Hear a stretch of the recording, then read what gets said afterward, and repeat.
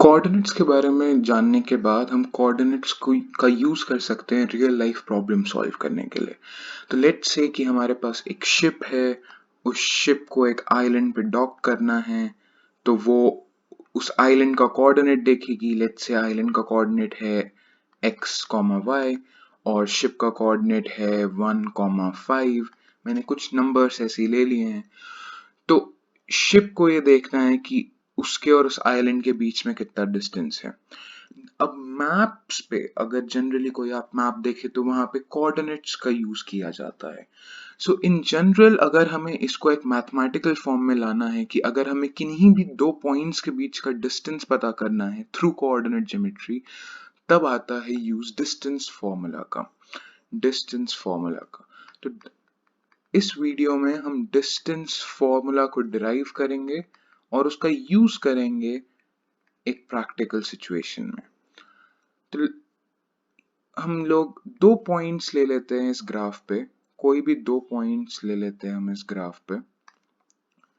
तो let's say that the first point is this, it's called x1 y1 और दूसरा point हम ले लेते हैं x2 y2।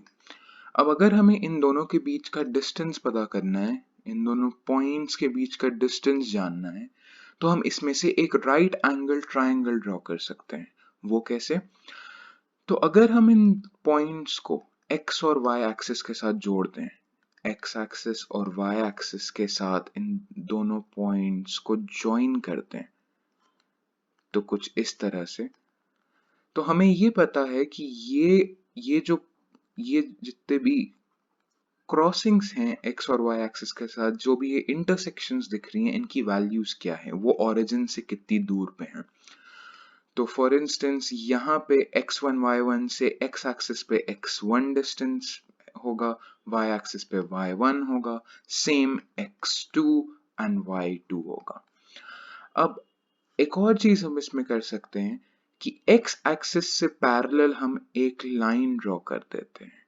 तो अगर हमने एक लाइन ड्रॉ कर ली और उसी लाइन से दूसरे पॉइंट को पॉइंट 2 को x2 y2 को जोड़ दिया, तो अब ये एक राइट एंगल ट्रायंगल बन जाएगा, क्योंकि हम रेक्टेंगुलर कोऑर्डिनेट सिस्टम में हैं और वहां पे 90 डिग्रीज की एक्सिस होती हैं।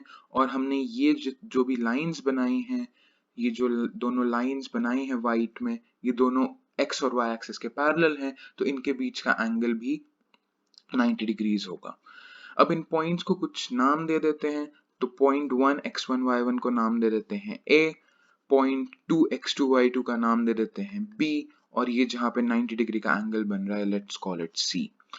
Now we know from pythagoras theorem कि hypotenuse square, so that is ab square, is equal to the sum of squares of the other two sides, to which is AC square plus BC square। तो अब यहाँ पे distance AC जो है, that is the same as the distance between x2 and x1। तो हम लिख सकते हैं AC को x2 minus x1, और क्योंकि AC के ऊपर स्क्वायर है तो इसके ऊपर भी स्क्वायर आ जाएगा।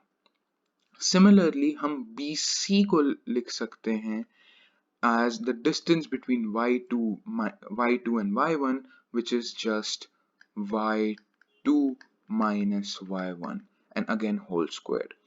तो हमारे पास एक फॉर्मूला आ गया है that ab squared is equal to x2 minus x1 squared, that is difference in the x part of the coordinate का square plus difference in y part of the coordinate squared।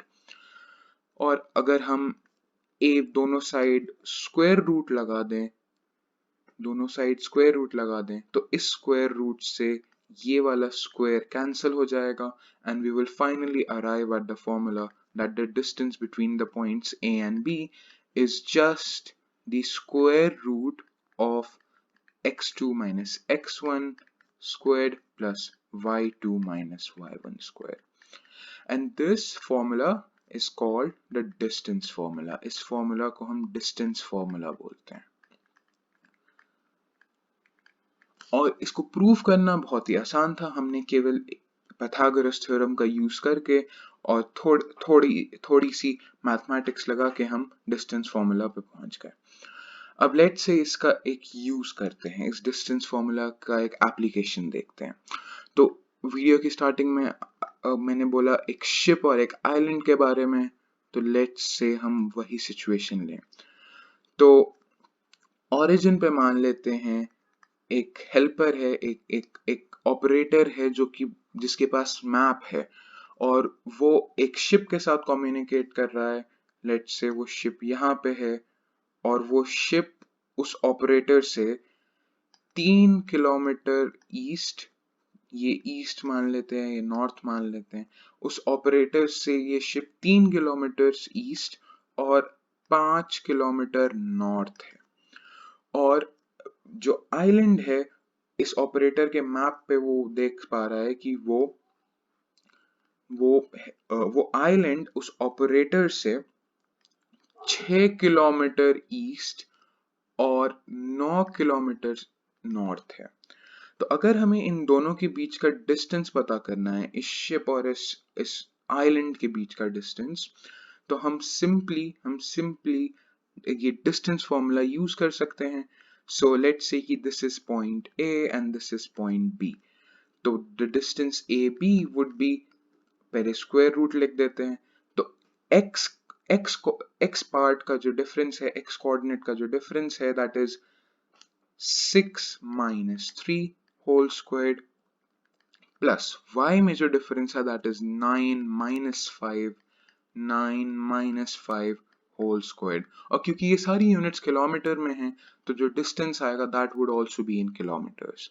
अब इसको solve कर सकते हैं तो we will arrive at 6 minus 3 is 3 squared plus 9 minus 5 is 4 squared। तो 3 squared is 9 and 4 square is 16, 9 plus 16 is 25 और 25 का root is equal to 5 kilometre. यानी कि इस शिप और इस आइलैंड के बीच का डिस्टेंस है 5 किलोमीटर। अब एक और बात जो मैं बताना चाहता हूँ इस वीडियो में, दैट इज कि अगर हम x2 इस डिस्टेंस फॉर्मूला में हम x2 माइनस x1 की जगह पे x1 माइनस x2 भी लिख दें तो कोई फर्क नहीं पड़ेगा। Why? क्योंकि स्क्वायर करने से पॉजिटिव और नेगेटिव साइन गायब हो जाता है। सो इन दैट सेंस कि अगर हम 6 माइनस 3 की जगह पे 3 माइनस 6 भी लिख देते तो -3 का स्क्वायर तभी भी 9 और प्लस 16 ही आता। और सेम चीज हम y के लिए भी कर सकते हैं। y के लिए भी instead of just writing y2 minus y1 square, हम y1 माइनस y2 स्क्वायर भी लिख सकते हैं। तो it just depends on your convenience, जो भी आपको आसान लगे, you just right that form in and that's what the distance formula is.